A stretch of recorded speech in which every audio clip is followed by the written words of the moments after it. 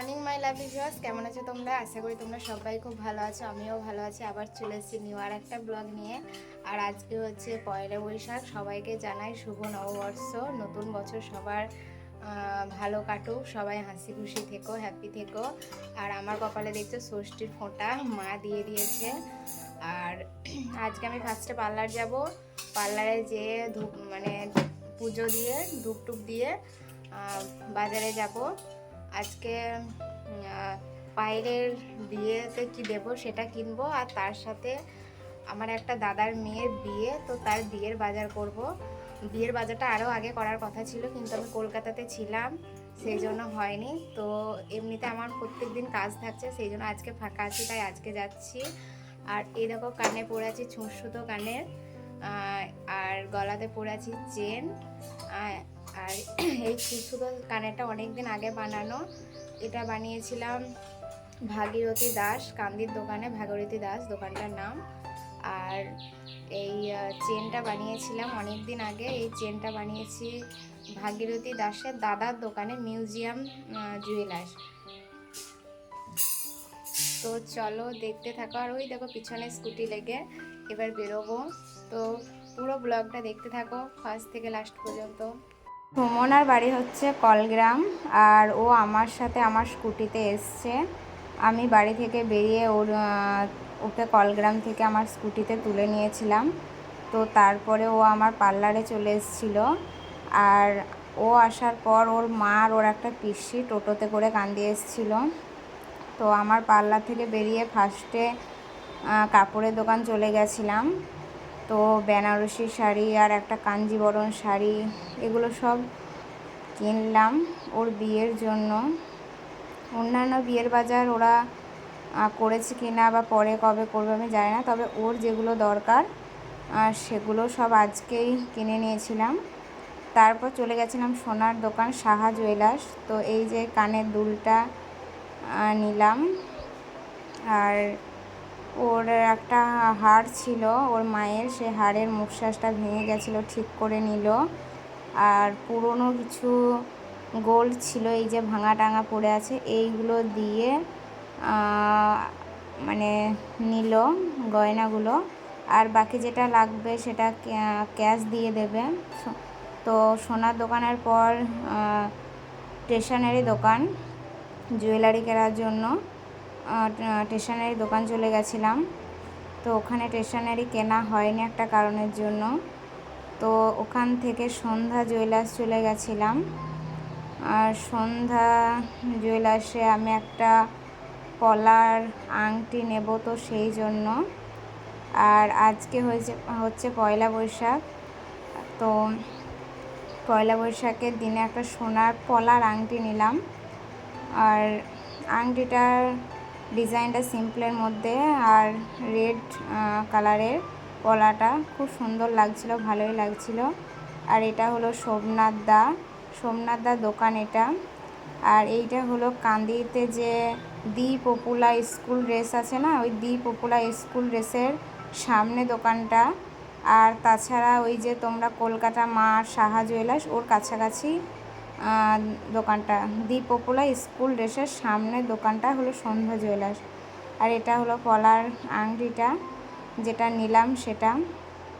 আর আমাকে মিষ্টি ক্যালেন্ডার সব দিয়ে দিল, তাই মিষ্টিটা টেস্ট করার জন্য একটা খেয়ে নিলাম। আর বাকিদের সুমনার মা সুমনার পিসিকে দিয়েছিলাম।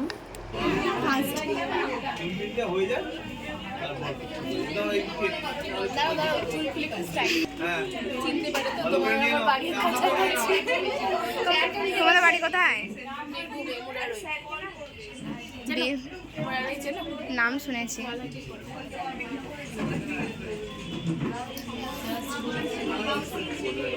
নম্বরগুলো নিয়ে নিতে হবে।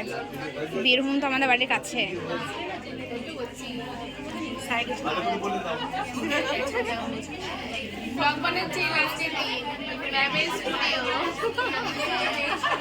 কালকে পার্লারে ব্লগটা ছেড়েছি,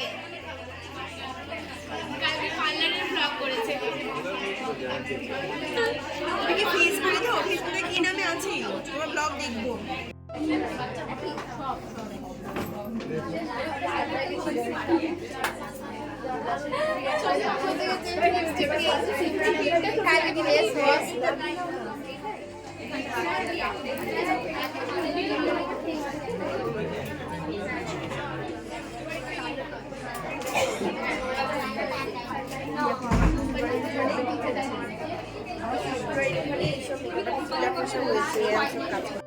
কলকাতার ক্লাসের এক্সামের আগের দিনের ক্লাস, লাস্ট ক্লাস, যেদিন ম্যাম আমাদের সবাইকে গিফট করেছিল একটা লাইনার, একটা ব্লাশার আর একটা লিকুইড আই শ্যাডো। আর এটা হলো লাস্ট ডেমনস্ট্রেশন আমাদের। আর ভীষণ সুন্দর লাগছিলো, হেয়ারস্টাইল, মেকআপ সব কিছু ভীষণ সুন্দর লাগছিলো, ভালো লাগছিলো, মডেলটাও ভীষণ সুন্দর। আর সবাইকে ম্যাম গিফট করেছিল। ম্যামের কাছ থেকে পাওয়া আমাদের জাস্ট গোল্ড, রিকর্ড আর বোনজার না কি একটা কোম্পানি, যাই হোক ঠিক মনে পড়ছে না, 3টে কোম্পানি থেকে আমাদের গিফট দেওয়া হয়েছিল। একটা ফিক্সার, একটা লাইনার, একটা ব্লাশার আর একটা হচ্ছে লিকুইড আইশ্যাডো। তো এগুলো আমাদের গিফট করা হয়েছিল। আর লাস্ট ক্লাসের দিন এখানে গিফটগুলো সাজানো ছিল আর ভীষণ ভালো লাগছিল গিফটগুলো পেয়ে, ভীষণ খুশি। আমি কোনো দিন মেকআপ প্রোডাক্ট কখনো গিফট পাইনি, মানে কোনো জায়গাতে কোনো দিন গিফট পাইনি মেকআপ প্রোডাক্ট। আর আমাকেও যে পার্সোনালি কেউ গিফট করেছে এটাও কখনো নয়।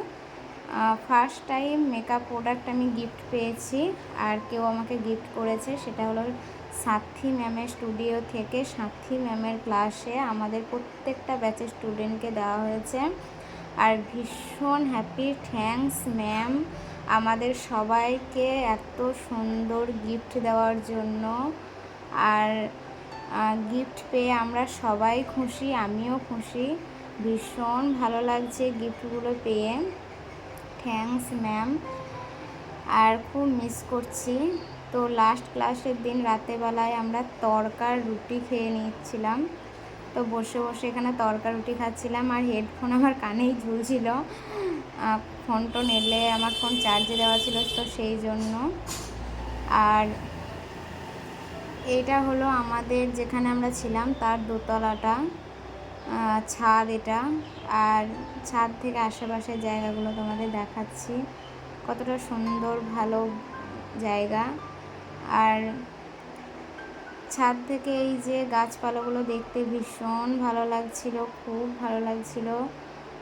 আর আমরা যে বাড়িতে ছিলাম সেই বাড়ির একটা জেঠু আর জেঠিমা থাকে, আর কেউ থাকে না। তো জেঠু জেঠিমা ভীষণ ভালো, ভীষণ কেয়ারিং, কোনো দিক থেকে কোনো রকম প্রবলেম আমাদের হয়নি যে কদিন ছিলাম।